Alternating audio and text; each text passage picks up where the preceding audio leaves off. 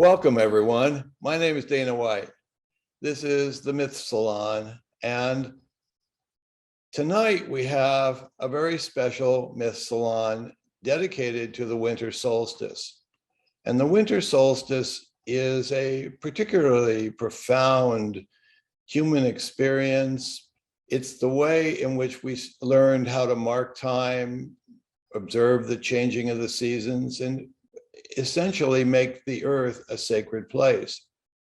And speaking of making the earth a sacred place, I think we all want to give a moment to look around us and think about the world that we are inhabiting right now that is kind of spinning out of control. We're a gathering sort of animal, human beings are, and it's becoming difficult for us to get together. Families are struggling. People are having difficulty going into public places. But we need to remember that this is a marathon and not a sprint. We have a long way to go to get out of this thing, and we need to moderate ourselves in terms of the kind of panic or enthusiasm to get out of this, or the eagerness that we feel. So let's show love, have compassion, and celebrate one another as we are entering the longest night of the year and the shortest day of the year. This is a real opportunity for us to reflect on the things that are critical to the world in which we live. So I'd like to ring the singing bowl. Let's have a moment of silence, please.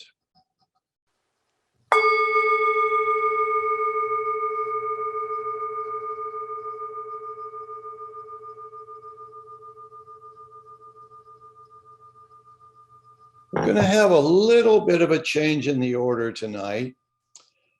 I'm going to turn it over to Will. And instead of reading a poem, we're going to have a ritual by my good friend, Amanda Yates-Garcia. Will? Thanks, Dana. And thanks for being back with us, Amanda. We haven't seen you since we were still in the living room and the world was still turning as normal. Speaking of turning, it's a really cool evening. And I know many of our audience members come to Myth as storytellers. And so when we talk about the solstice, I just want to hit the note that the solstice is the turning point in a story. It's when things go from darker and darker and darker and colder and deader to there being new light. For screenwriters, it's the transition from Act 2 to 3. So hopefully you guys will enjoy that and you'll keep up with that as we go. It's a real honor to have a ritual tonight to recognize the transition of time. And I want to hack into our winter solstice event that we already did this year on the Green Night, because for the Anglo-Saxons, the winter solstice, Christmas, and New Year was all the same night. So that night that the Green Night was decapitated, that we went into earlier this year, was also on many of these themes. So I look forward to deepening and expanding those tonight in totally new ways. First, I want to welcome Amanda. Amanda, who some of you have not met yet, is a writer, witch, oracle of Los Angeles, and host of the Between Worlds podcast. Her work has been featured in the New York Times, LA Times, San Francisco Chronicle, London Times, CNN, and Fox. She's led rituals, classes, and workshops on magic and witchcraft at UCLA, UC Irvine, MoCA, CalArts, the Hammer Museum, LACMA, the Getty, and many other venues. Thank you for joining us, Amanda, and thank you for helping us move through the solstice night. I'm so honored and delighted and grateful to be here with all of you, and with you, Will, and with you, Dana, and all the panelists. Thank you so much for having me. I'm not going to do a very long and elaborate ritual, but I just wanted to take a moment to do something to help us really settle in and recognize the sacredness of this moment, the winter solstice. As Dana was saying, the longest night of the year. In my tradition of witchcraft, this is the holiday of the Old One, of the crone. It corresponds to the planet Saturn, who is the keeper of boundaries and the lord of time. And in earth-centered traditions, it's common that the holidays that celebrate The darkness also imply a return of the light. Similarly, the holidays of the light imply a return of the darkness as we're spinning through time in this cyclical pattern. These are called the quarter holidays, the solstices and the equinoxes. And they mark time and they help us remember where we are and help us become present in our lives. Specifically, the winter solstice is known as the time of prophetic dreaming, where we blend into the universal, where we release our sense of individuality and individualism and return to the one. And then from that, the consciousness of the one is reborn into the life, into light, and the cycle starts over again. In the summer solstice, that's the time when we speak these dreams that we receive in the winter solstice and offer them to the people and to the community. So with that in mind, I just want to take a moment to do some ritual actions to help us all ground into this time and really make the most of it. So I invite you, if it feels good to you, to soften your gaze. I like to place my hands on my heart. You can also close your eyes if that feels better to you, if it helps you get a little bit more grounded. And we're just going to start by listening to the sounds that we hear without judgment, but just noticing how they move through the air, through the space.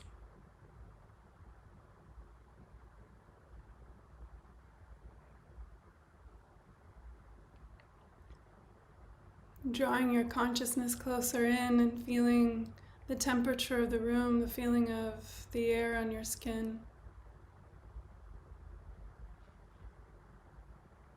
Feeling the outside moving inside as you draw your breath in. Feel your collarbones lifting, your rib cage expanding, your core, your organs contracting as you exhale.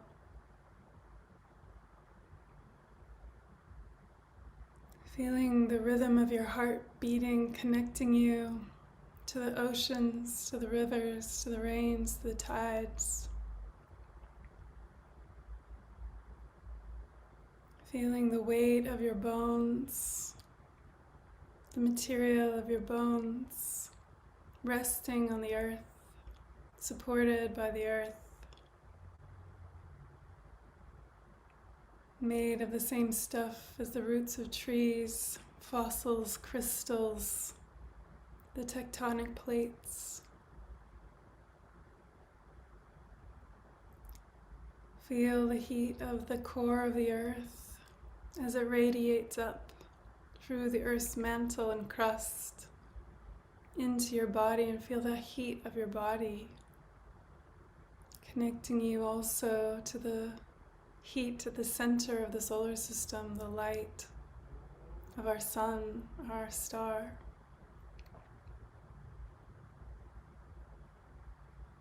And take a moment to really tune into your heart and listen.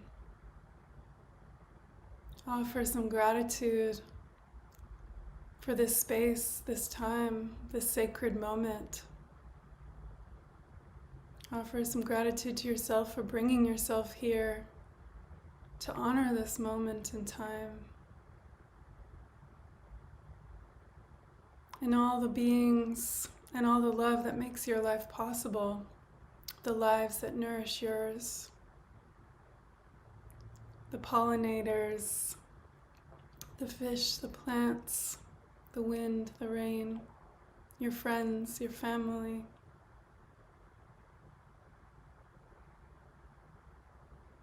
And notice too what happened for you this year. What are you needing to let go of into that infinite expansive time, into the realms beyond Saturn, back into the collective, into the mycelial roots?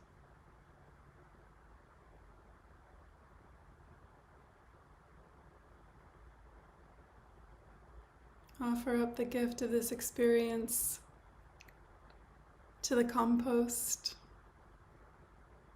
to feed the life force.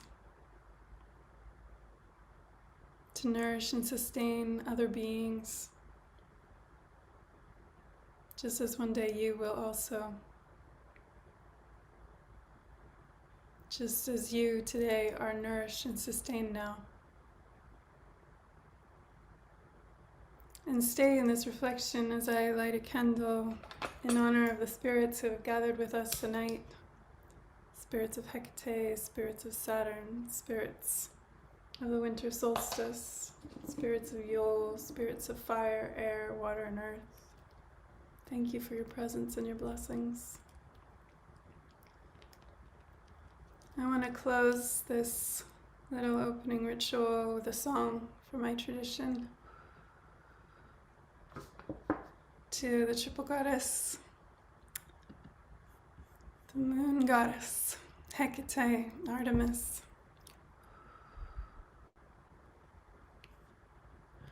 Horn maiden, huntress, Artemis, Artemis, maiden, come to us. Silver shining wheel of radiance, radiance, mother, come to us. Honored queen of wisdom, Hecate, Caradwin, old one, come to us, come to us, come to us.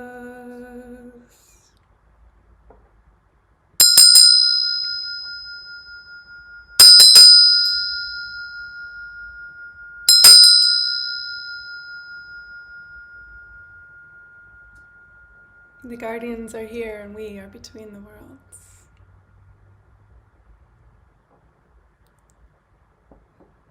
Thank you.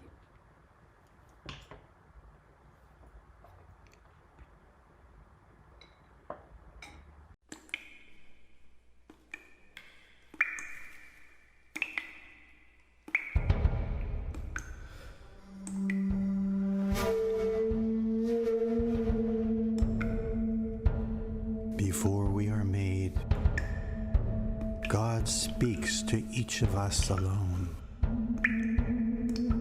then goes silently beside us out into the night. Before we begin, these are the words, welcome words we hear.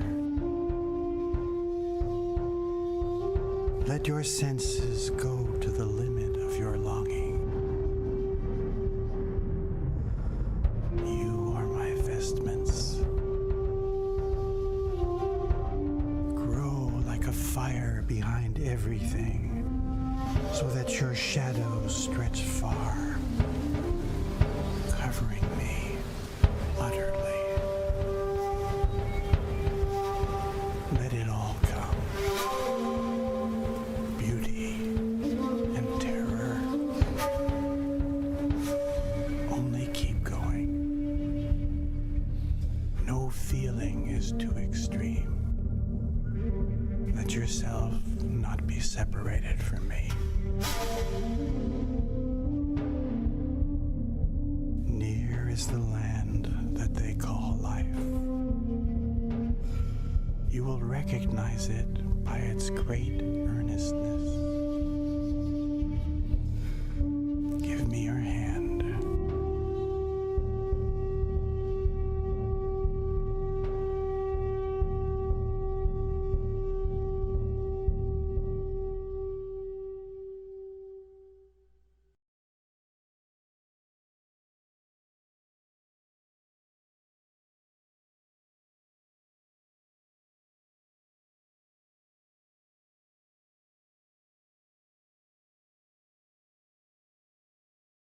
It's now my honor to introduce the panel tonight.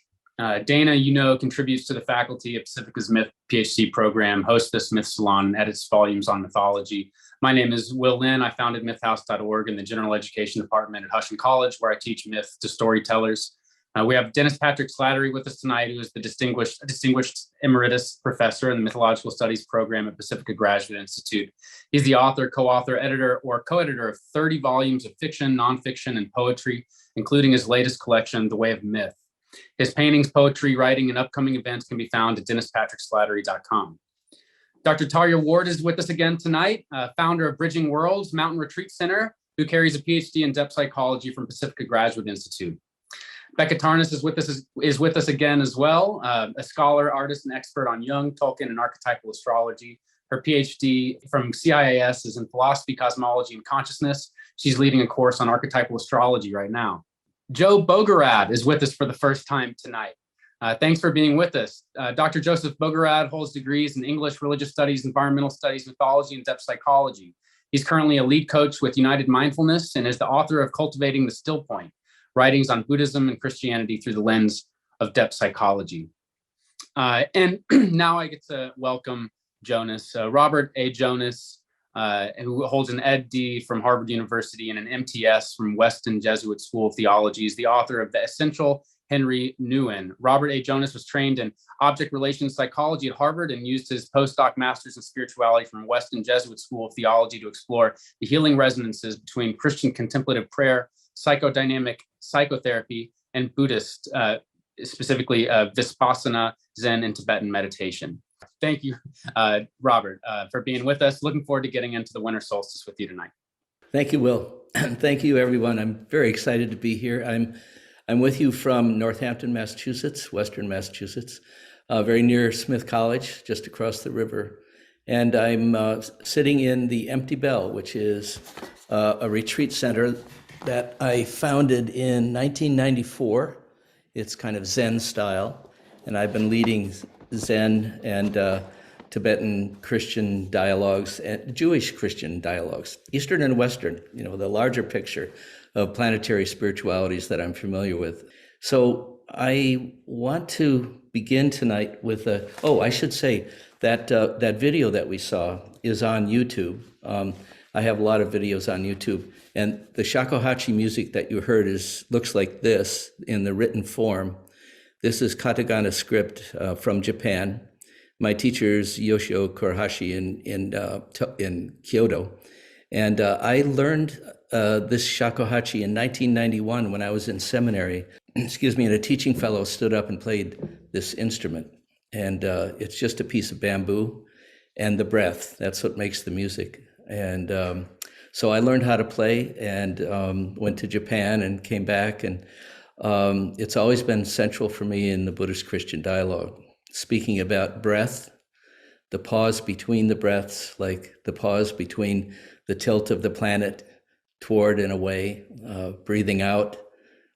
There's that delicate pause, breathing in, that delicate pause. And I love what Amanda shared. Thank you very much, Amanda. So grounded in the earth and our bodies. It's so beautiful. I want to stay grounded there as I go out into the planetary situation and into the darkness beyond our planetary situation, into the darkness, into the dark darkness. And I'll return to Earth too. But let me begin with this imagination. Imagine that right now you are sitting on a habitable planet surrounded by a thin layer of oxygenated atmosphere, turning around in an infinite cosmos, sitting still on a planet that is moving through empty, uninhabitable space on its axis at 1,000 miles per hour, spinning around the sun at 67,000 miles an hour. And as you know, our Earth, and therefore we, rotate once on the axis about every 24 hours as we circle the sun, which takes about 365 days for us to go all around the sun. And our solar system, Earth and all, whirls around the center of our galaxy at almost 500,000 miles per hour. Everything is moving all around us, and we are protected by this atmosphere, by this beautiful Earth that is right now in such danger environmentally, as we know. And one result of the Hubble telescope findings is that our whole galaxy is accelerating outward and expanding outward, no matter where you are located in the cosmos. go to any planet, go to any galaxy, you would see the same expansive and accelerating phenomenon happening at the same speed. Here in the planetary solstice that we're experiencing, I've been drawn to this encompassing infinite darkness. And I want to begin with this largest possible view of darkness and then return to the solstice and the earth. And I'm doing this to look for bridges. I'm just so interested in looking for the bridge between the cosmic reality and our own intimate personal awareness and the awareness that we share with others, humans and other creatures. What does this massive phenomenon of the cosmos and our perilous situation as we rotate in empty space have to do with our inner life and our awareness? My curiosity led me to contact, as I was preparing for this time with you, led me to contact Stephen Martin, an astronomer in the Consciousness and Transformative Studies program at John F. Kennedy University, and a lead teacher for the Deep Time Network. Stefan highlighted something about our surrounding reality when he told me that while science can tell us where the Big Bang happened, science cannot tell us what existed before the Big Bang. Thomas Berry and Brian Swim, as you know, call it the Big Bang, the Great Flaring Forth. It's a name I like better. The Big Bang was made up by a male physicist, I think, and Great Flaring Forth sounds more like a birth to me. Science can tell us that our galaxy and the surrounding 2 trillion galaxies are expanding outward, but can't tell us where we're going. Isn't that amazing? We don't know where we're going. There's no discernible outer edge. Basically, in the big picture of our situation, we can't say anything definitive about where we come from or where we're going. I'm so fascinated by that, the biggest picture I can imagine. We are fairly certain that the Big Bang happened about 13.8 billion years ago, and that our planet took form, our planet Earth, 4.5 billion years ago. But according to Dr. Martin, science cannot tell us where the Big Bang happened because it didn't happen in a place. At that no time, there was no such thing as place or time, no location anywhere, no matter where one is in the cosmos. This is an additional fact that really blew my mind. No matter where one is in the cosmos, when one looks out, one sees the cosmos expanding outward from wherever one is. Therefore, one might say that the universe is expanding outward from where each of us is, as if each of us is standing at the very point of the Great Flaring Forth, the no place and no time of what one astronomer can only call there be dragons. They don't have a word for this. Dr. Martin says that it's as if the Great Flaring Forth happened wherever you are, in your house. Wow, that just really astounded me. And so I started thinking about, what does that mean? Practically on the earth, what does that mean? We've all heard the news that whatever is out there is also in here, within us. We've been called Cosmo sapiens or star sapiens. But I think that this mirroring and resonance of our cosmic identity goes even deeper. And the solstice darkness is a good time to go spelunking into this bigger darkness. If elements of the expanding cosmic community of 2 trillion galaxies, each one, by the way, with about 100 billion planets. Now, if that doesn't blow your mind, then you should turn off the TV, because this is our true situation. This is the news that really matters. Those 2 trillion galaxies are streaming forth from within us because the Great Flaring Forth happened within each one of us. So I can imagine that the infinite seed of cosmic preexistence, that place of no time and no space, is within us. I make the imaginative leap based on my experience in the contemplative community. And basically I've been leading contemplative retreats in silence in the Abrahamic and Eastern spiritualities, primarily Jewish, Christian, and then in Buddhism, Vipassana, Zen, and Tibetan traditions. We might say that the seed of consciousness is born here within us, within each one of us. The original seed of consciousness, which, as we all know, has developed so extraordinarily through the process of evolution on this planet, that the seed of consciousness is there at the beginning, and the beginning is in us. This seed in our consciousness still resonates with the original no time and no place of the Holy One, the Creator, the Dharmakaya, in the Hindu tradition, Brahman, which is, as you know, the highest universal principle, the ultimate reality. Everything, including our consciousness, is born forth from that dark place that is no time and no space. And that no place and no time is within us as a direct experience. From my decades of experience as a therapist, spiritual director, leader of interfaith retreats, I have noticed that when people discover the great flaring forth within themselves, they realize the depth of awareness that brings their lives alive in joy, compassion, empathy, creativity, and love. Not a sort of everyday kind of love. This is not Hallmark card territory. This is a love that includes everything. The worst suffering and pain and fear and the joy and the beauty of interpersonal relationships. This is a love that transcends everything. And it is a love that has no adequate image of anyone or anything.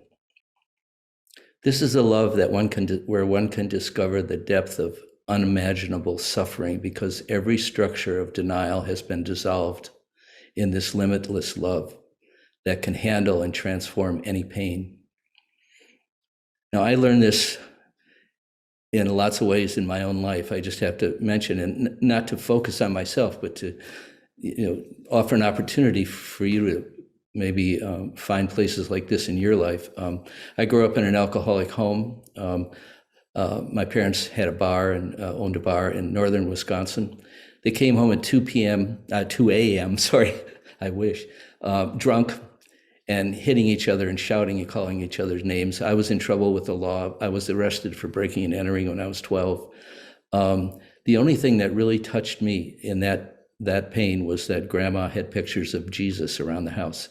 And I learned later it wasn't the real Jesus, that there are no photographs of Jesus, but that this Jesus that she pictured everywhere in her house was painted by Warner Salman, who had a mystical experience of Jesus. And I was touched early on in that pain of my that alcoholic home by the sense of a presence of someone who loved me when I felt abandoned. My father left, parents are divorced. The shame that comes with that for a boy was very powerful for me. So when we are in darkness, when people sit in the silence, contemplative silence, everything can come up. Things that we've forgotten or denied, joyful things too, but also great pain. And I've discovered for myself in the Empty Bell community, we're always somehow supporting each other to be open to that great love that includes everything. The Trappist monk Thomas Merton called the touch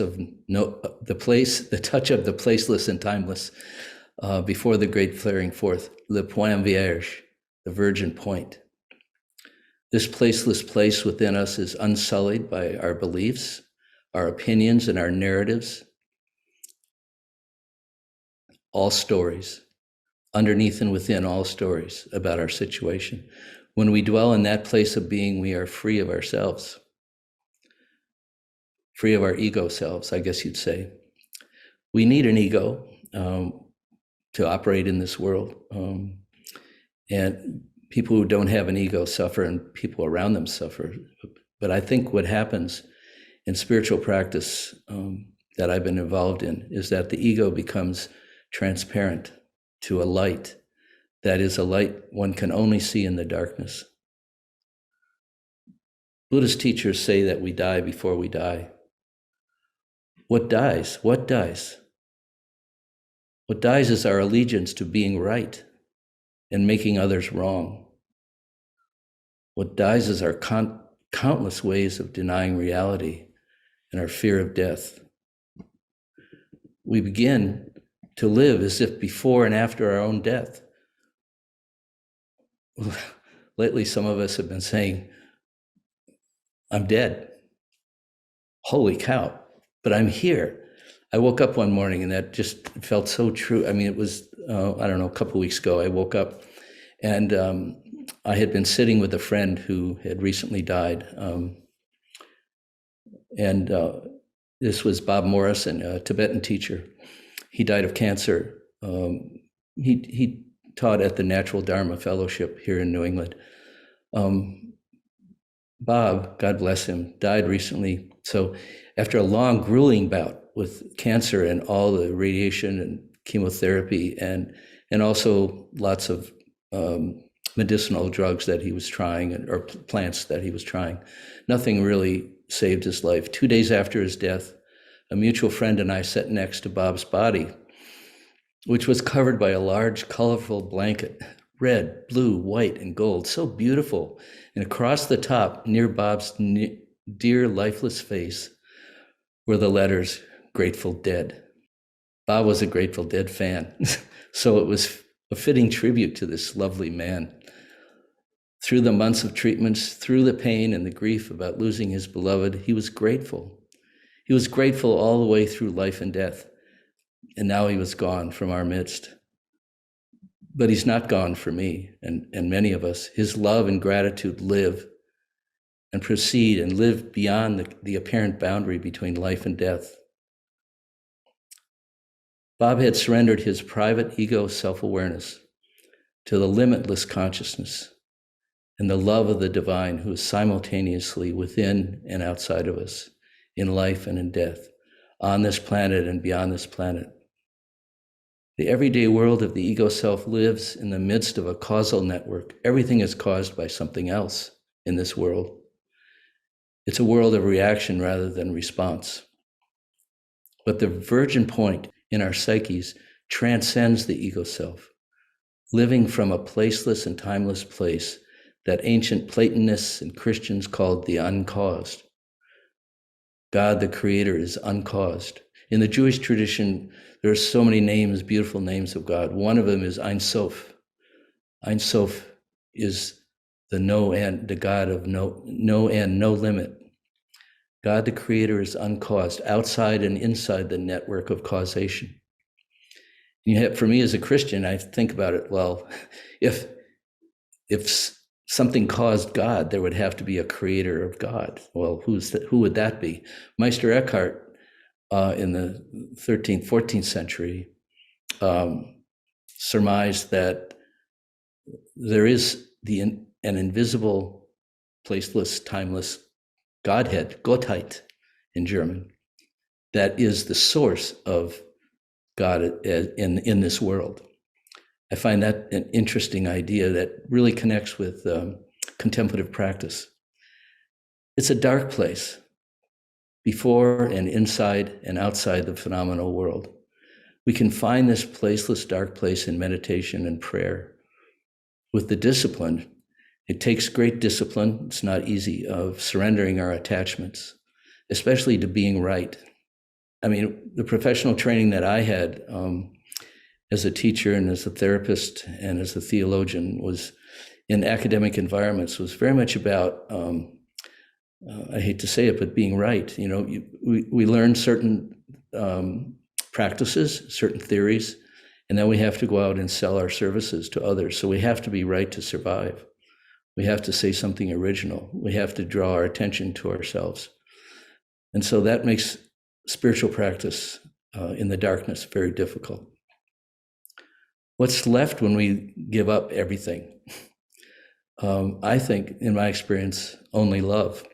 Love is what's left. I'm reminded of something Chogyam Trungpa said, a great Tibetan teacher. He said, the bad news is that we're falling, and the good news is that there's no bottom. And somehow I find that comforting. There's nowhere to fall except into love. I think of Dante on his long journey from hell through purgatory and up the 7 mountains of paradise. Dante is finally led to gaze on the dazzling light of what he called the Trinity. For him, 3 rainbows reflecting on one another. While striving to penetrate that mystery, his mind was suddenly struck by a great flash of understanding. I've been very interested in what was that flash that he experienced. Like a wheel in perfect balance turning. And we think of the planet in perfect balance turning. He says, I felt my will and my desire impelled by a great love that moves the sun and the other stars. An infinite love.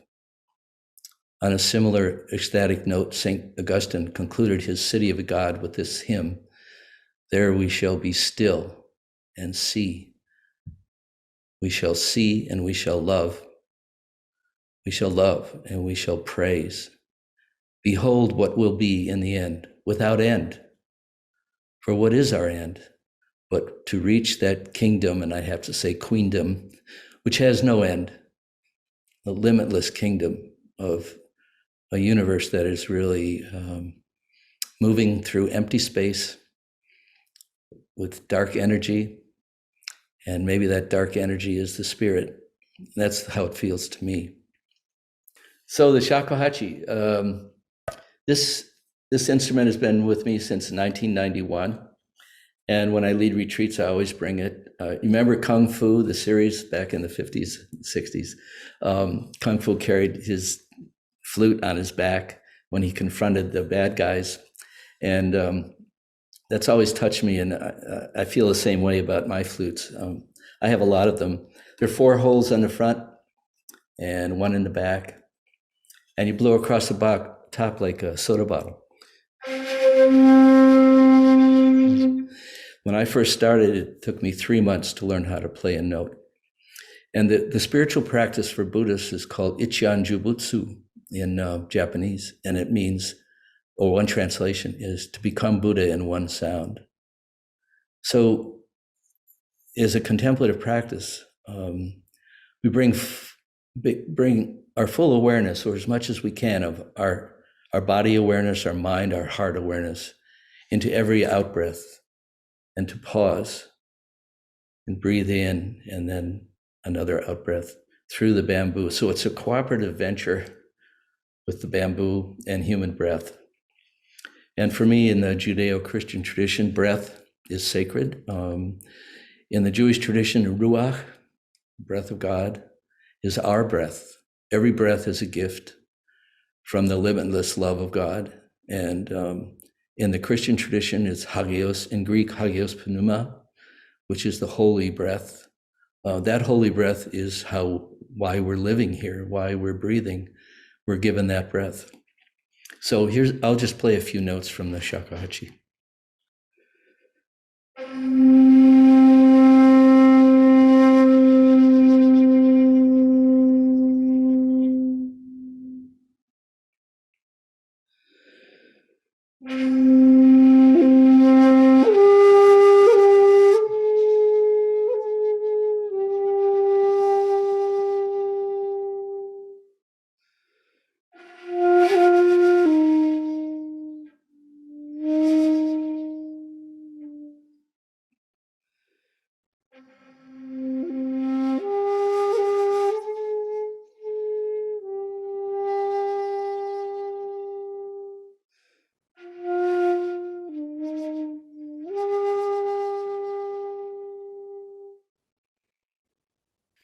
And then the warrior spirit comes in.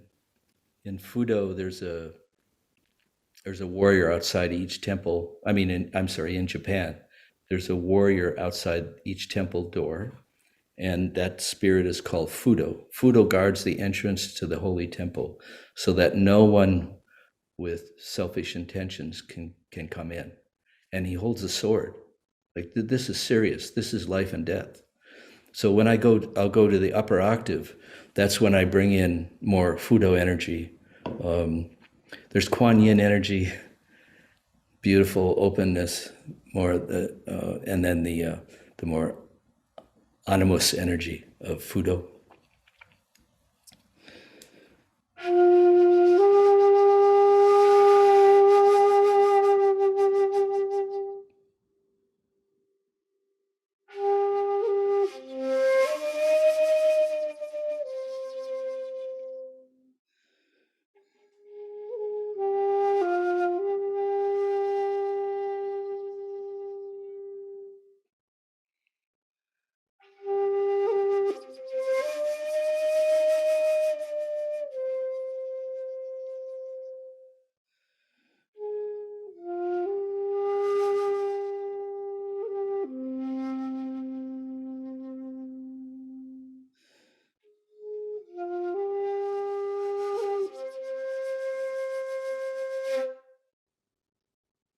So that's just a little taste of shakuhachi.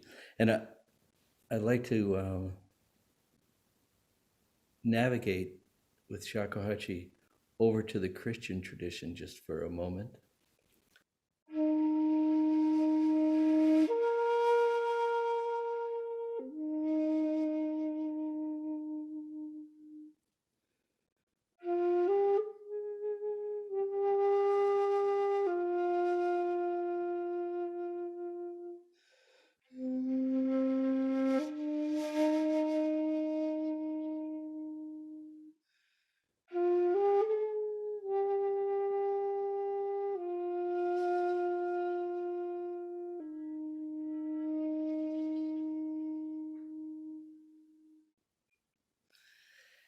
Can't Help Falling in Love with You, Elvis. He didn't write that, but he made it famous for many of us in the 50s. Can't Help Falling in Love with You touches the longing I experience in the silence of the contemplative practice. A longing for, there's only other way to say it, it's limitless love. Love that includes everything, and a love that births everything forth. We're going to celebrate Christmas here for Christians, and it's not only that Mary gave birth to Jesus, but that in that moment when Mary gave birth to Jesus, Mary became the Mother of God, which for me adds a really important feminine dimension to the holy. Of course, the holy has no gender. We know that, but from our human perspective, it's so beautiful to be able to navigate images, various images of God. So we have here in the Empty Bell many different images of feminine and masculine images. We have a Dorje Drolo, which is a fierce god from the Tibetan tradition. We have Kuan Yin from the Buddhist tradition. We have Mary. She's here somewhere. We need these images, but there is this still point within us, for me, that is beyond all images. And I think the beautiful thing about that place is that knowing that place, touching that place, because I can't own it. None of us can own that place. I feel free of my opinions, which is a great experience to have.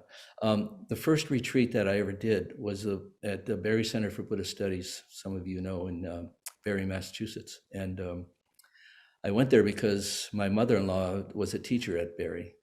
So we had many conversations in the household with Joseph Goldstein and Sharon Salzberg and those folks. And but in that first retreat, it was a 10-day retreat.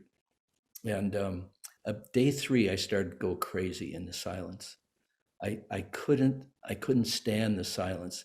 I was so nervous, and I really wanted to get out. I imagined that I could quietly leave at lunchtime and go back to Cambridge to my apartment. I mean, that's how bad it was. But as I sat there, and I was getting upset at other people, like the woman who always wore the same dress, and she would took her so long to settle in, and I got irritated just watching her. And this guy who was fiddling with his fingers all the time as he sat still. I just got so judgmental about everybody. And then what happened, something changed in me at one point. I think it was day 3 or 4. I was so disgusted with my inner life, because what I noticed is it was as if I was in the middle of a merry-go-round, and I was seeing the same circling of the same wooden horses over and over and over. And what were the wooden horses? They were my opinions, my political opinions, my religious opinions, my psychological opinions, that I just rehearse all the time. And in conversations with people, I'd say the same things over and over.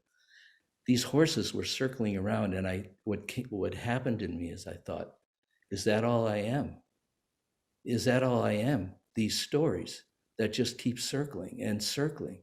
And I was disgusted with myself. And so I started to cry. And then I started to weep, and the tears were falling on the meditation cushion. And I thought, oh my God, this is all I am. I'm nothing. I'm nothing except my opinions. And then what happened for me is, in the tears came this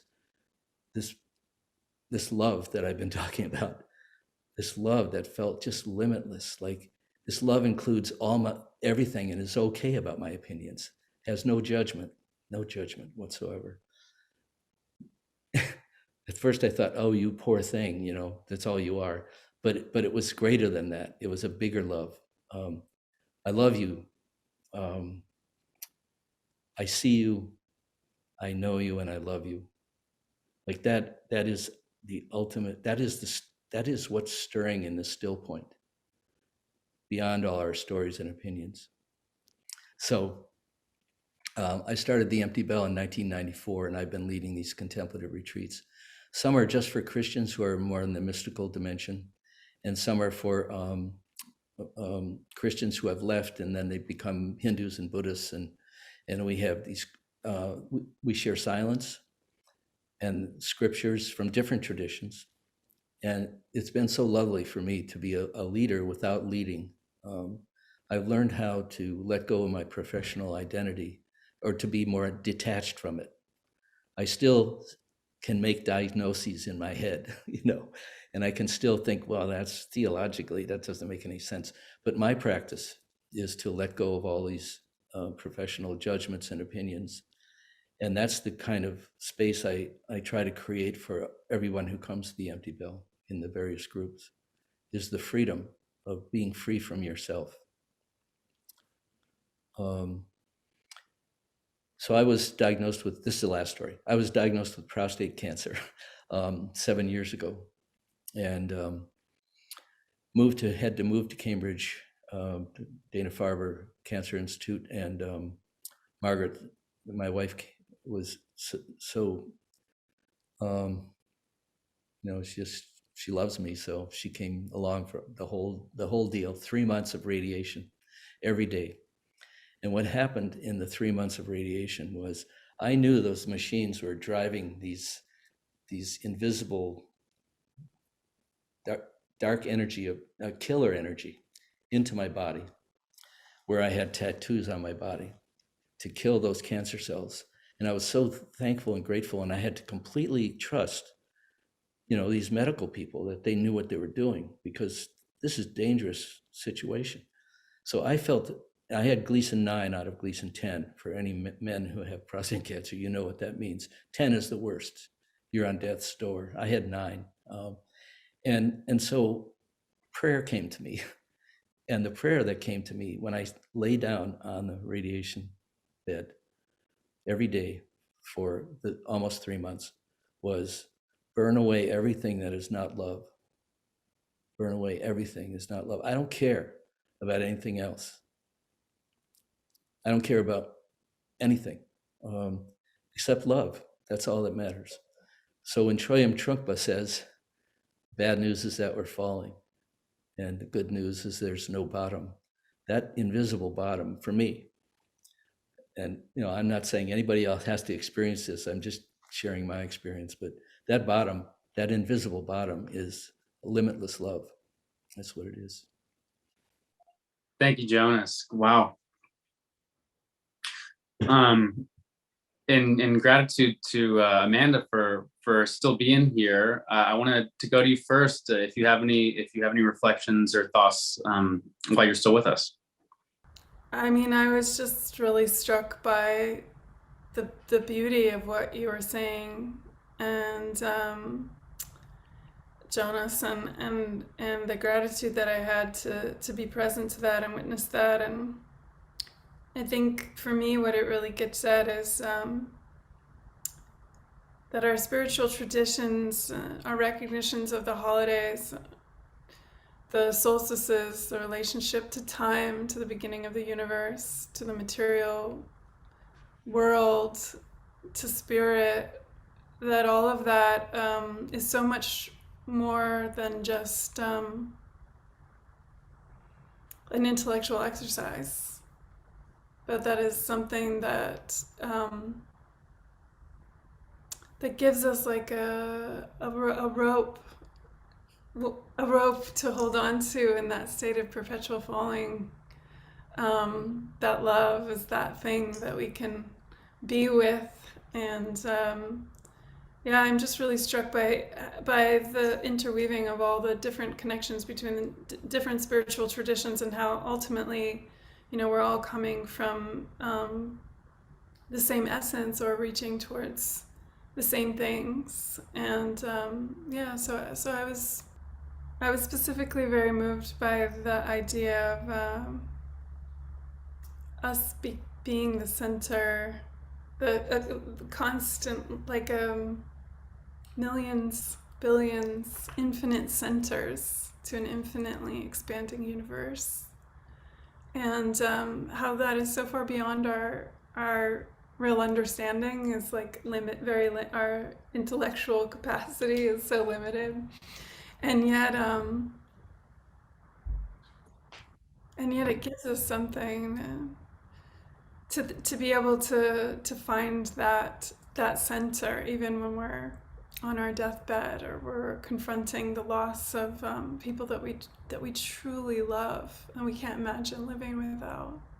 And how so many people are going through that very experience right now, and we see it accelerating outwards in all directions now. Thank you.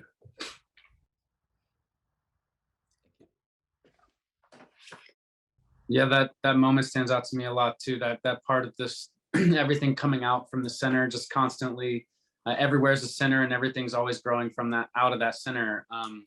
I just did recorded some episodes for a documentary series, and we did an episode on the Ark of the Covenant. And the Ark goes in the center of the world, in the center of the temple, which is in the center of the world, and it sits over the Tehom, the waters of creation. And it's, the idea is that everything emanates from here, as though it's the kind of Big Bang or something like that. But in the Ark, you kept making me think about it, is the rod of Aaron. And the rod of Aaron is ever blooming, ever growing, constantly. There's just endless. And so connecting that image of the rod of Aaron to the Ark, which is there in the center, I just wanted to share, that kept coming to me while you were talking about that. Joe, I know that you're with us tonight because these themes are especially close with you. Wondering if you have any initial responses or thoughts you can lead us in with. Well, yeah, actually, Jonas, you're my long lost brother. I resonated with everything that you said. It was wonderful. I thought, well, the first thing that came to my mind was in a tape that I had heard of the Dalai Lama, and he was questioned about, do you believe in the Big Bang Theory?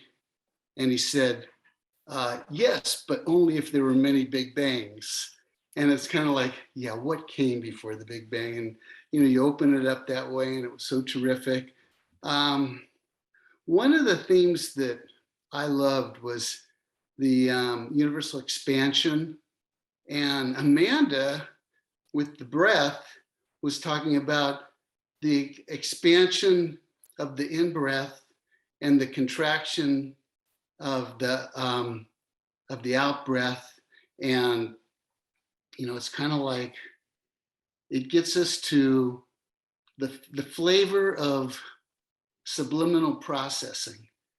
And that's kind of where the subliminal processing, to me, is where where we find the still point.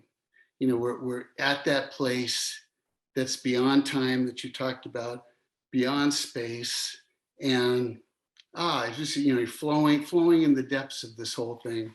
And I especially appreciated that you brought up Eckhart, because Meister Eckhart and the ground of being, and that place where humankind and God flow together. Just amazing thoughts. And I probably should leave this last piece to the master of Dante, Dennis Slattery, but I will never forget in Dennis's class when we got to the final chapter of Paradiso, and you were talking about the rainbows coming together, and that last piece was that where the poem ended was that it became beyond concepts, beyond words, and that Dante just had to leave it because there was no more poetry that could be expressed at that place that he was at. And I also, my God, the music is just, in a way, is hauntingly beautiful. It's like, it really takes you deep, and it seemed to fit into this whole theme of the winter solstice. And I'm just so glad that I was invited to be with you tonight. And so thank you for your presentation. What many of us don't know is that he had a woman teacher who was Marguerite Porete. Marguerite Porete lived in 13th, 14th century. And some of her lines can be found in T.S. Eliot. I was talking with Dana about this. Here's 4 lines from Marguerite Porete. This soul that is united in love often hears what she hears not, and often sees what she sees not. And so often she is there where she is not. And so often she feels what she feels not. She is a master of paradox and neti, as the Hindu folks will say, not this, not that. And those lines end up in St. John of the Cross, almost exactly, and then in T.S. Eliot. But so often this great woman is not even known by most people. And what makes it even more terrible is that she was murdered by the religious authorities. She was burned alive at the stake. And sometimes, when I've given talks on Marguerite, I can't help myself. A tear comes to my eye because she was such a beautiful writer. And if you have a chance to read Marguerite Porete, Porete, she died in 1310. Please do. You mentioned St. John of the Cross. Is the winter solstice the dark night of the soul of the year? I don't know that he ever wrote about his still point is the darkness beyond the darkness. So it's the darkness beyond the solstice. It's the birthplace of our local solstice. That's what he wrote about. So he wrote. I was a Carmelite for years, a lay Carmelite associated with a monastery, and you'll see. I'll just read a few lines from St. John of the Cross, 16th century Spanish, and he really got this from Marguerite Porete, but he doesn't acknowledge her. That drives me crazy. Okay, he says, to reach satisfaction in everything, desire its possession in nothing. To come to the knowledge of all, desire the knowledge of nothing. To come to possess all, desire the possession of nothing. To arrive at being all, desire to be nothing. And being nothing, that whole theme, straight from Marguerite Porete, 3 centuries before him. Be nothing. If we are nothing, then we're everything. because we're open to everything. We're nothing. We're not owning anything. We don't even own ourselves. So it means for her, for Marguerite, it meant giving up her personal identity and even her name, everything. Then she's free. She was free. And she was killed. She was executed for that. Yeah, you mentioned, and by the way, if any of you guys are ready to jump in, just throw your mics off and I'll know. But you mentioned the Big Bang, and we talked about this kind of updated version of the Big Bang, but it displaces an older version of the Big Bang where the idea is that everything came from an infinitely dense point. And I think that the metaphorical, switch here is entirely important, right? So if you think that everything comes down to one thing that's solid, that solid thing can't be expanding everywhere in every direction. It doesn't do that. Something solid, a little thing.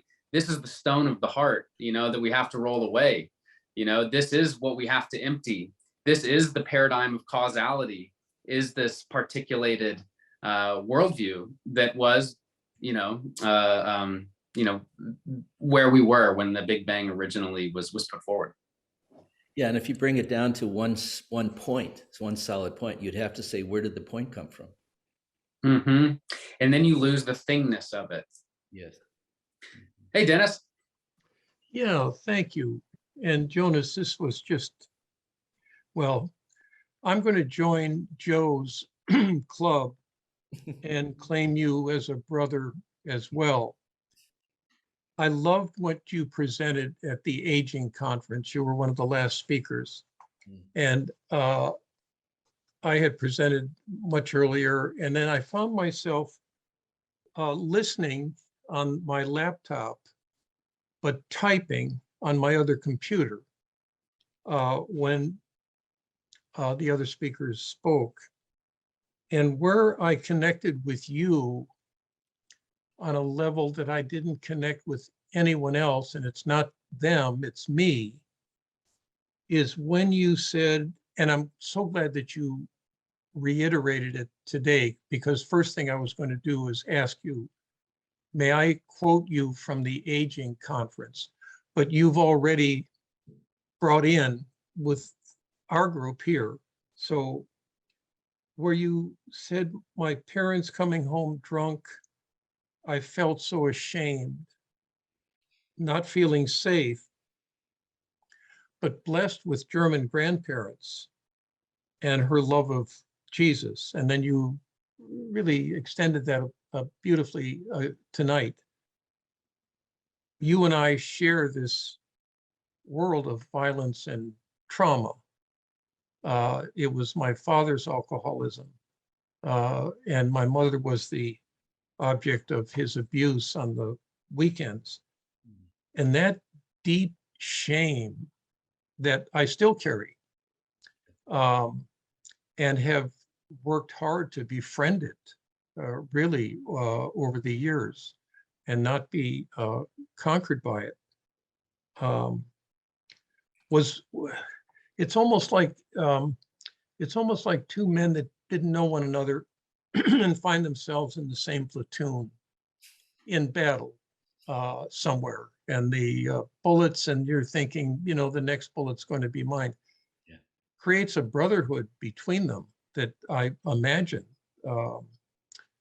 that I share with you, with the trauma of the violence and PTSD for the rest of our lives, in one form or another. So I wanted to voice my connection with you both then and tonight.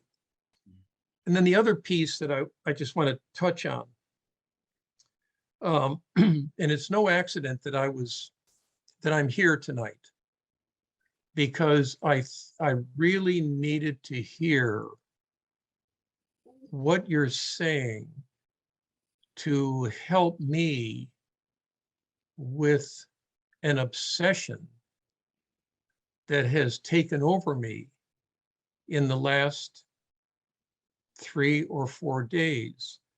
And as you brought up, to be still so that we can see, I wrote right under that, I'm being pulled back into a world that I no longer want to inhabit.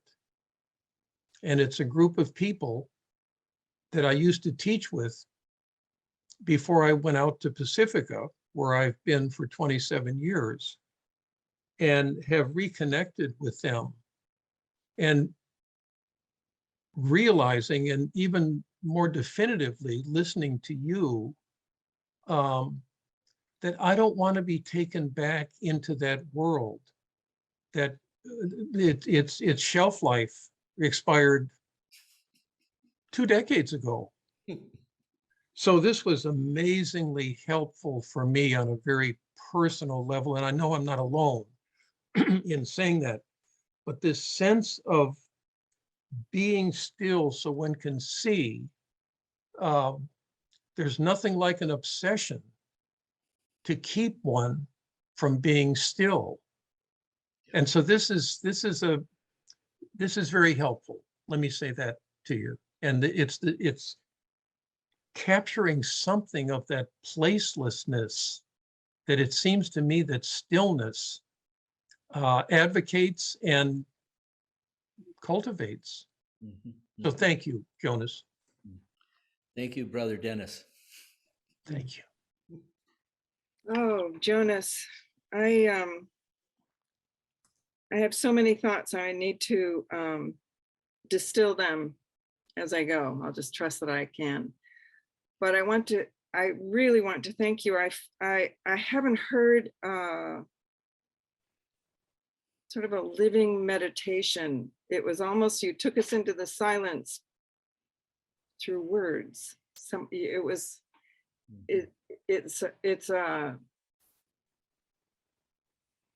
The silly words that are coming to my head is like a performance art. It's like, it's art to be able to take us beyond words through your words in that beautiful way that you did, and take us to a place that that is so deep and dark and powerful, yet so bright and light and pure. So I just want to thank you for your method, really, of doing that. And I also want to share with you, I grew up knowing Buckminster Fuller. I don't know if you know of him, but a scientist with just such a bright mind. And he was a friend of my father's. And listening to you, as a teenager, I was listening to Buckminster Fuller. I've always said he had more influence on me than any other person I've ever known in my life, including my parents or spiritual teacher or anybody. And listening to you was like listening to him.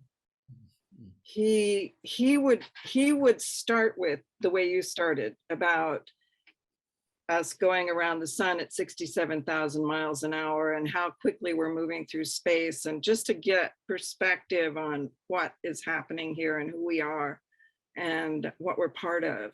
And that was always important to him. And then I just recently listened to, for some reason, I can't even remember why, a video that I found of his. There are these scratchy old videos on YouTube of Bucky speaking, but I recommend them to anybody. I wish there had been a better technology when he was doing this, but he was saying in this video that love is the most mysterious of the synergies that he had ever studied. And he was saying in a way that I don't have the words to repeat, but he was saying it as a scientific, like he understood. He said, love is like gravity. And he understood, so radiation does this and gravity does that. And he was understanding love as an element of the universe. And it just, he was speaking so much about love toward the end of his life. And I was thinking how Jung did the same. Toward the end of his life, he reflected. That scares me. Don't say that. No. Bucky spoke about love all through his life. So I do know that. So there you go. But I'm just saying it's the final sort of truth that, and hopefully we're at the end of an era here. I feel like we're living through the times that have been prophesied by, so many ancient traditions. So these are the times I feel like when love now can be known in those ways where it's got to emerge. That's the only kind of truth. And I just felt like your meditation on it, your reflection on it was so profound. And so I wanted to share that with you. And then I also thought I'd share this story, and I don't think I've ever said it out loud before. It's something that happened, I don't know, 30 years ago, maybe. But I was standing in my home, I'll never forget it. I was standing in my home, looking out across the ocean. This is when I was still living in California. And I had a visionary moment, and I saw the Big Bang. I could still stand in the same position and point to where I saw it. And it was like Brian Swim and Thomas Berry talked about. It was this bright flaring forth. And I've always known that. I've never even spoken of it, but I've always known I saw that. For some reason, I stumbled into this moment of actually seeing that. And so hearing your reflection on this, I never really gave it much thought because I didn't know how to think about that. But I guess if I thought about it, I would have thought that was back in time or something, even though I know time doesn't exist. But it was also, I guess I thought of it as an event that happened. But now listening to you, I know it's an event that is happening in me. And for whatever reason, I will never now think about that experience that I think about often in the same way because of listening to you on that subject. So I want to thank you for that. I mean, I look forward to going forward now with the meditation and the contemplations that you've placed in my heart. Wow. Whoa, thank you for sharing that. You know, I just had a little response there that it's an ancient tradition, both in the Greeks and the early Christians, especially in the Orthodox tradition, that just to put it in the vernacular, what you see is what you are. You know, that, and Aquinas called it connaturality. And Aristotle's little example he uses that we can only see blue because we have blue in us, because we are blue, blueness itself. So when you saw the Big Bang, you saw it from being inside the Big Bang. You know, what you saw outside was actually where you were standing. Does that make sense? Yeah, and yes, it makes sense to the extent that it tells me, please meditate, Tayria, on what you just said, because there's a lot more sense that I hope, you know, that I can assimilate and integrate from what you're saying. Yes. Yeah, that's very beautiful. Thank you. If I could jump in here next, if that's possible. This evening was so moving, and Jonas, what a blessing to hear you speak and play your music. This night, the solstice night, feels, every year I feel the sacred moment of that perception of the sun standing still, as the solstice means. And I didn't totally know what to expect coming in here this evening, thinking, you know, something perhaps more along the lines of an academic presentation, which is wonderful, but I feel like you delivered to us a sermon. And about 5 minutes into you speaking, I felt my whole being relax after a lot of hard work and a lot of pain and difficulty of today, this week, the last year, to as we've all been experiencing collectively. And it feels rare these days to get that kind of release from hearing someone speak and then to hear you play. So thank you for that. That was such an unexpected blessing to receive that at such a deep level. And I just wanted to offer, because I am here as an astrologer, that, and by the way, bringing in the primordial flaring forth and Brian Swim and Thomas Berry. Brian Swim was one of my direct teachers, so it was just so lovely to hear you speak to the hidden heart of the cosmos. And I think my work is really oriented toward the inner side of that, what the planets tell us at an archetypal level. And so I just wanted to name briefly one of the planetary alignments that's in the sky right now that I'm seeing refracting through this beautiful presentation and conversation. And so every year we have the solstice, but every year it's also different because there are different planetary alignments at the same time. And one that's happening right now is a rare, very long conjunction of the planet Venus, which is related to the archetype of love and beauty, and the planet Pluto, which relates to the depths and the underworld and intensities and extremes, but it's also the archetype of the death rebirth mystery. And hearing you speak, there was so much representation of the plutonic, of the darkness, of that encounter with death and suffering and chaos and trauma. And then as we pass through that threshold, the recognition that it is all love on the other side of that veil. And just how beautifully you've spoken to this alignment that's here right now. And the reason I say it's a rare alignment is because usually when Venus passes in conjunction to Pluto, it's very short. Venus moves very fast. But just 3 days ago, Venus stationed retrograde and is now making her long journey into the underworld.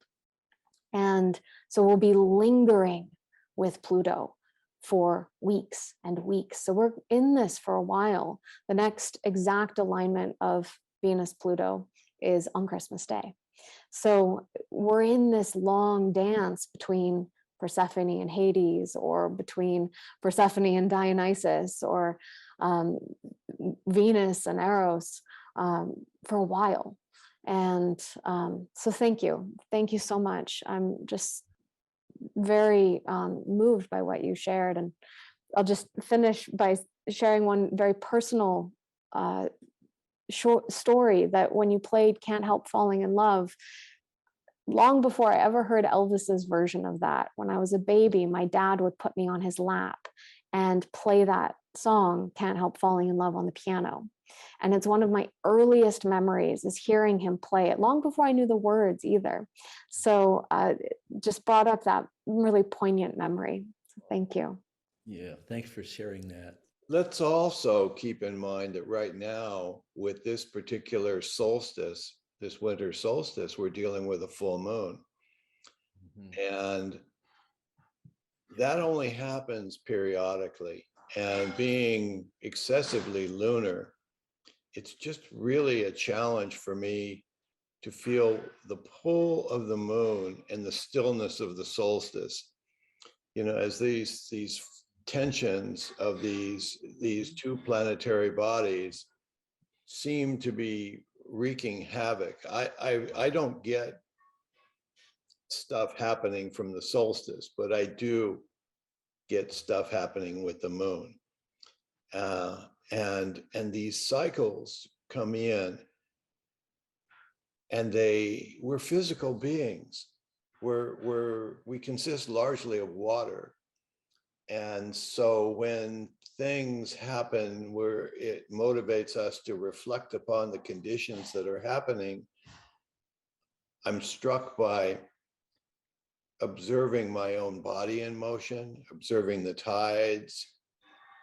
I mean, these are things that happen in the real world, not in the head. They're heart driven. They're the things that are in me viscerally.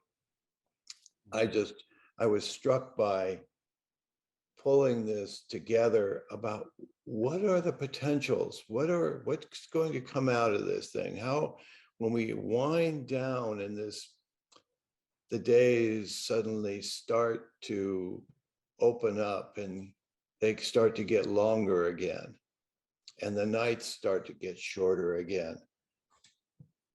What's going to come forth? How are we going to move toward the summer solstice and have that awaken? Where will we be in 6 months from now? I mean, I think all of us thought that the conditions, the pandemic would be long gone.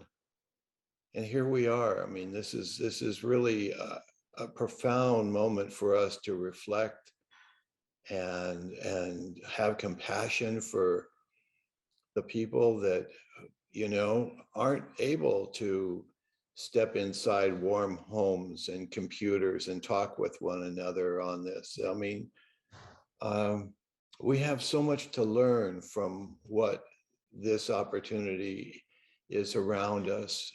Dana, something that comes up for me is, yes, it's all about rhythms, you know, rhythms of day and night, for example, and the tides and the breath. And in my initial training in psychotherapy, I'll never forget reading Freud, and Freud saying, where there's love, there's hate, you know, and we're sometimes find ourselves just careening through all kinds of different spaces, emotionally, psychologically, in time. But there is this also other dimension, this timeless dimension. And for me, it requires a steadiness of discipline, no matter what the tides bring, what emotions are drawn up, what challenges I face. In a sense, they don't matter because I'm always now. I'm always now. I'm meeting the now. Whatever's coming up, whether it's love or hate or light or dark, it doesn't matter. But the key thing for me is like not to get too attached to the timeless. If you know, in a way, in Zen they call it Zen sickness, which is attachment to emptiness. You know, but if we can be in touch with the timeless truths, like the timeless love and the origin, which has no name, if we can stay in touch as time moves through us, then we are free to respond rather than to react, you know. So the spiritual discipline is absolutely, I find, important. Otherwise, we're going to be careening all over the place as things go on.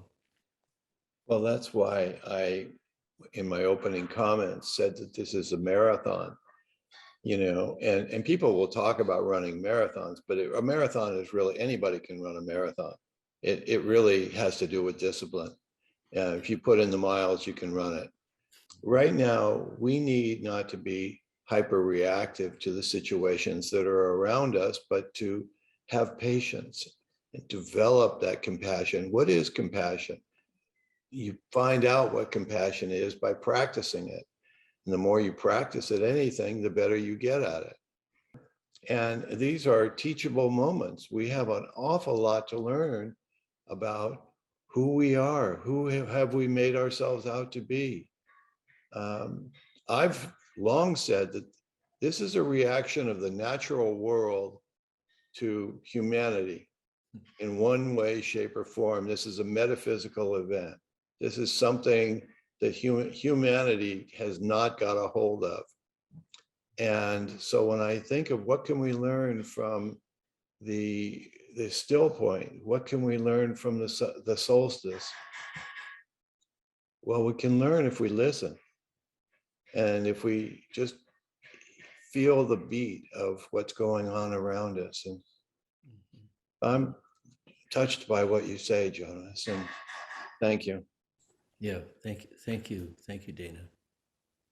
Just a brief, because Dante has come up a couple of times, and you know, when I before we would get into the Divine Comedy, I would spend a little bit of time on La Vita Nuova, where he wrote some 40-some sonnets to love, trying to explore what it is. And he came on this idea, intelletto de amore, the intelligence of love, which I've loved that phrase because it marries the head with the heart, so that love itself has an intellectual component to it. And then when he had written several, he says, well, who should I give these to read? And he said, there's only one audience. And he begins one of the sonnets with it: ladies who have intelligence of love. That they will understand this. So, and then as he continues to write, he realizes the container is way too small. And I'm going to steal this image from you, Jonas, that you are plowing into your presentation from others. He realized that this intelligence of love was expanding outward, and he needed a much larger container. And that becomes the Divine Comedy. So, I mean, he was in that kind of cosmic, intellectual, heart-oriented world of love, and realized that these sonnets that he had written were just the place for the larger object to be airborne. And that was the Divine Comedy. So it just felt like this conversation invited that brilliant insight of Dante's in. So, yeah. Yeah, thank you. Now, you inspired me to reread Dante. Thank you. Dennis, you're talking about the heart and the intellect. And in Buddhism, the word, which Jonas knows well, citta, which is mind, heart together. And what I also appreciate about the way you present, and that you come from Christian theology, yet you still are understanding world theology, and how it's really, when we get to the depths of it, it's all the same thing, you know. And that's the most amazing thing, that we have to start to understand, that these differences that politics and that, you know, geography bring up in all of us, and yet at the depths of our soul, we're all at the same place, whether it's the palace of nowhere or whether it's emptiness. That's the same thing. And you have brought that up, and I really appreciate it, because you don't hear it that often, where people will, you know, bring the different traditions and show the similarities. Yes. I mean, my one of my favorite people, Joseph Campbell, did a lot with that, you know, with the hero with 1,000 faces. But you don't see it as much in spirituality, and I love that you're doing that, because it's what the world needs. Thank you, Joe. And your book is going to help with that too. And you brought up the Palace of Nowhere. So I want to bring in Jim Finley. Some of you know Jim, and his book was just so wonderful. It was Merton's Palace of Nowhere. And Jim and I became friends over the years recently, because I played shakuhachi at some of his retreats, and he really is dancing in that still point. You know, I love him, and he's living near you guys, I think, right? I think near Dana, Jim Finley. But yeah, he lives here in Santa Monica. There's also Aldous Huxley. You know, I've been inspired by his work, and there are some others. But you're right. The more expansive view of the common wisdom that's out there circulating in the traditions is not. We don't hear enough of it, and I don't know. I'm curious what you think the problem is there. I think differences are emphasized, but on the other hand, I've been exploring the concept of alterity recently. I don't know if you know that term. Henri Corbin, or European philosopher, talks about alterity, which basically means otherness, but otherness that values differences. And I found in my interfaith work that when I value the person who's coming from a different tradition, by noticing that that's really different, not trying to pave it over as we're all one, you know, but wow, that's different. When I appreciate the difference, that's what Henri Corbin was calling alterity, because it's an entry point into a deeper commonality that I hadn't seen. And I realized that the beauty of otherness, when there are terrible ways of using that term too. But C.S. Lewis's work, a book called A Grief Observed, he finally, after so many years as a single man in England, and writer, philosopher, he married, and very soon his wife died of cancer. And so in a Grief Observed, he says, what I miss the most about her is the rough, sharp, cleansing tang of her otherness. Oh, the rough, sharp, cleansing tang of her otherness, so beautiful. So traditions are like that, I think.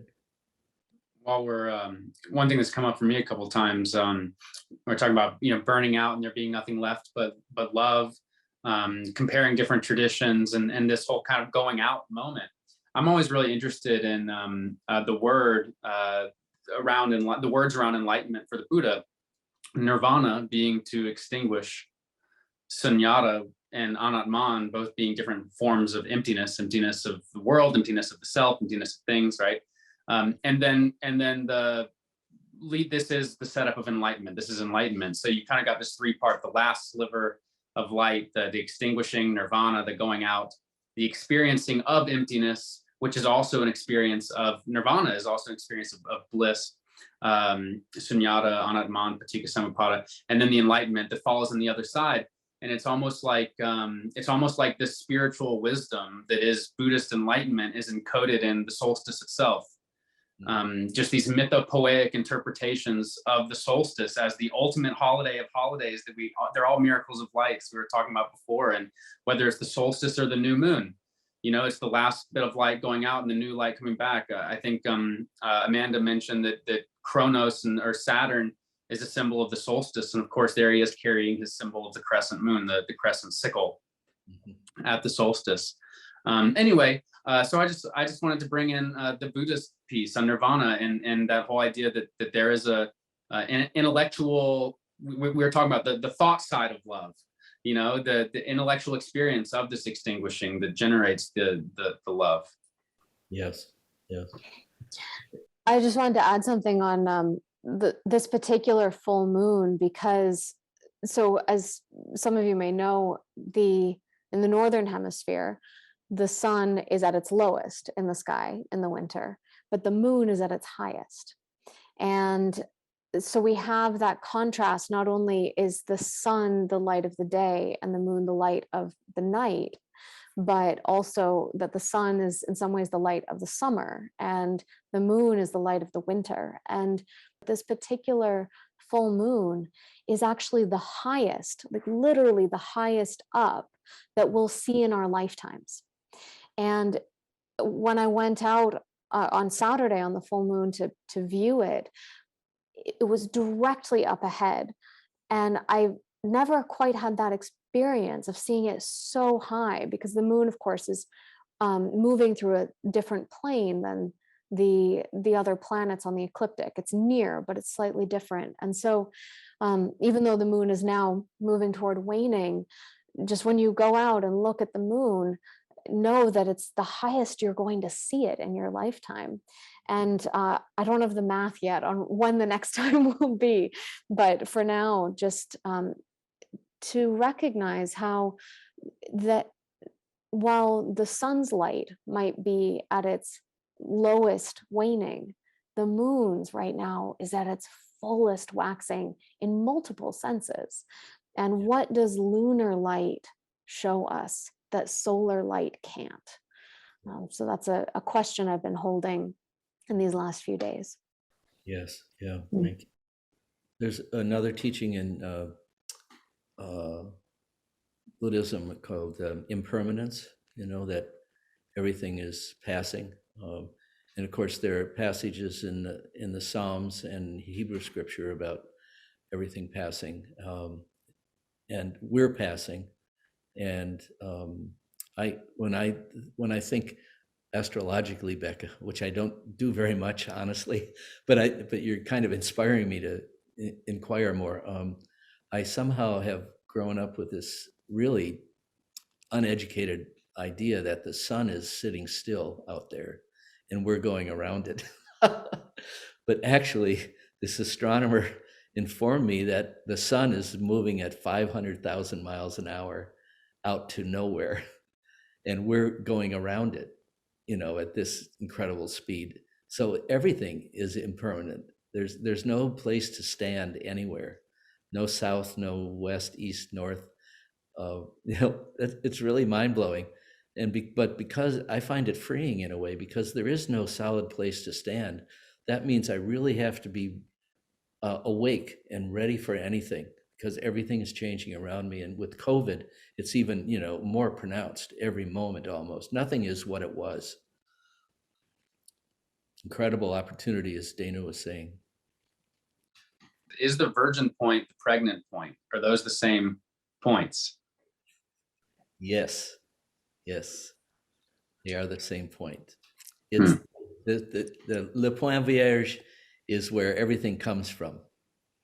And I myself am really lately, it could be my wife's influence. My wife is an Episcopal priest, by the way, and she is making headway in her struggle with that Episcopal tradition, which is so beautiful, to bring the feminine perspective and the perspective of Divine Mother more central into that whole experience. So we're going through a lot of languaging changes too. That's another thing that's happening around the planet, is the language we used to describe things in the past doesn't work anymore. I can't say the word God to my grandkids or my son. They have no reference for it. So I have to keep coming up with new ways to describe the experience of Ein Sof, or whoever, the Holy One. Well, isn't it always filtered through some sort of a tradition? Mm-hmm. I mean, the whole notion of the infinite or the divine being, once it might have been just nature itself. Yeah. And as we moved into various traditions to make something other than nature or the cause of nature, we formed traditions. And I like your notion of alterity that Corbin talks about, because essentially when you boil it all down, we're all alone. And we kind of reach out and we form these affiliations with one another, and we extend into a notion of community, but even that's limited. And so as we move further out into culture and into the world, we find that all of these boundaries and definitions are really contrivances of convenience, of ratification of who it is that we find ourselves to be in this limited form right here. But basically we're alone. And so I find that, if we can cope with this alienation, then we can form an infinite number of connections with an infinite number of possibilities. Mm-hmm. And it makes everybody the recipient of the love and the joy and the possibilities that we bring out through ourselves. I think we're both alone and not alone. I don't know if Will reacted to that. Did you, Will? I'm actually Dana and I agree on like most everything, but I'm not big on the metaphor of seeing ourselves as specks, because that's a metaphor where you project your own isolation onto yourself. It's useful because it makes us realize we're small, which is hugely important. We have to do that, or else we have too big of an ego and we really are alone. So the speck metaphor did help us, pop that solitude paradoxically. Can I jump in for 1 second? Yeah, I'm so into the non-dual traditions that I love the idea and the metaphor of the merging of the subject and the object, the seen with the seer, and in these non-dual traditions, which can take place in Brahman as everything, or could take place in the the Trinity is everything, or it could take place in Buddhism as emptiness, is nothing. But the whole idea is that through contemplation, if we work at it hard enough, and I am nowhere even anywhere near it. I'm so far from it, and I've been meditating for so long, but you do start to merge with the all. You do start to see that when you break down, when Joe's broken down, I'm the same material that this entire cosmos is made of, and I'm the same as everything. It's all the same. But I also understand otherness and respect it, and I understand alienation. That's why I'm not enlightened, because I still have anxiety. I still have, if somebody passes away, I with all my training, I still just I go one way, I go, God, why'd you do that? And then the other way, I go, why don't I understand this? I've been doing Zen and Vipassana and Tibetan for years and years and years. But I think non-duality can help us. I think it's a good way of looking, and a good way to, a place to move towards. Yes, yes. I think you suffer. I think you suffer from excessive humility, Joe. No. And honestly, by the way, speaking of non-duality, that is for Joseph Campbell and for Carl Jung, it's the bottom point where you have the sacred marriage. It's the bottom where you have the union of opposites, and where you have that transcendence of duality, and then the enlightenment. Tayria, before we go, I wonder if you have any other thoughts for us. I think you're calling on me, Will, because I had unmuted earlier and I was following on, I had a thought following on what Dennis was saying, so well said about the intelligence of love. And it reminded me of something I'd mentioned, that little video on YouTube of Buckminster Fuller. There are several of them, but the one, I wish I could tell you exactly which one it was. It was so dear and beautiful. For those of you who maybe don't know, he has written these tomes, like 900-page books that rewrite all of mathematics, because he realized the basic assumptions of mathematics were wrong, and so he rewrote it all. Such a profound intellect. I think one of the finest intellects we have in the last century.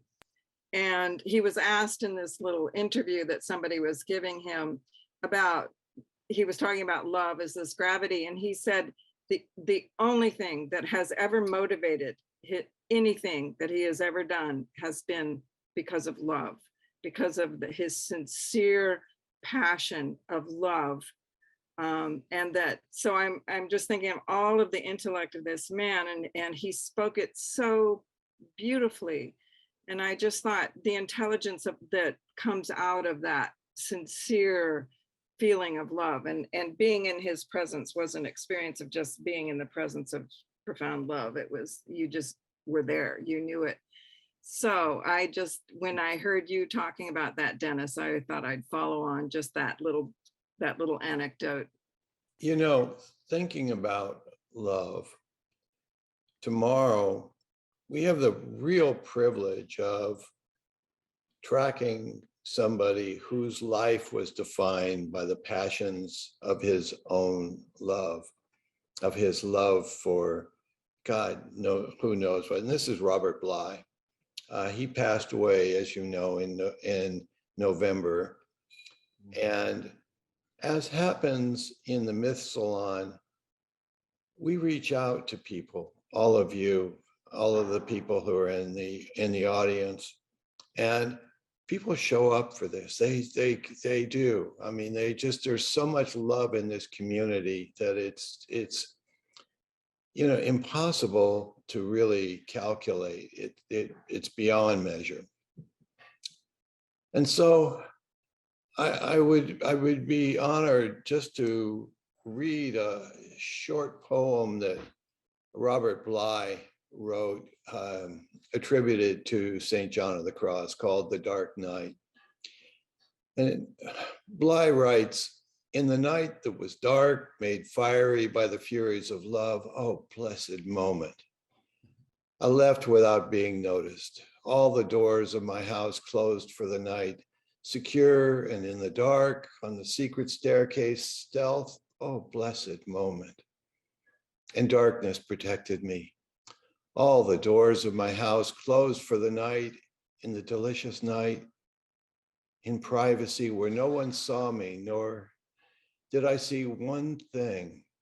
I had no light or guide. But the fire that burned inside my chest, that fire showed me the way more clearly than the blaze of noon, to where, waiting for me, was the one I knew so well. In that place where no one ever is, oh night, sweet guider. Oh night, more marvelous than dawn. Oh night, which joins the lover and the beloved, so that the love and beloved change bodies. What a treat it's been, Jonas. You know, the run up to these is sometimes, I mean, it's such a privilege to engage the various people that we participate with. And I would say, if you got this email, you got the one on Robert Bly tomorrow. We are so privileged. We have several people.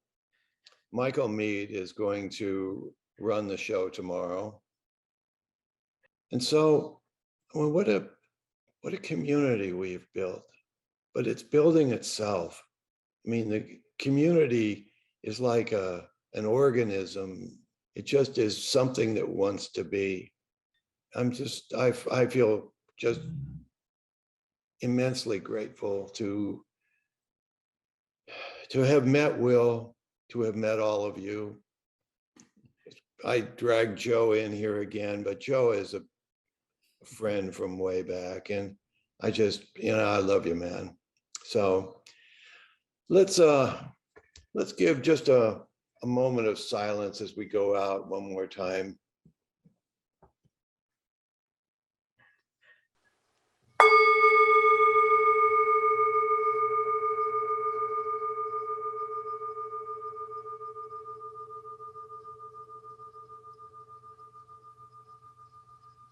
Go forth, everyone. Be safe. Have wonderful holidays. Good night, all. Thank you. Good Thank you. night. Thank you. Thank you all. A beautiful Wonderful evening. night. Thank you, Jonas. Thank you. Bless you. Thank Thank you, you. everyone. It's a beautiful night.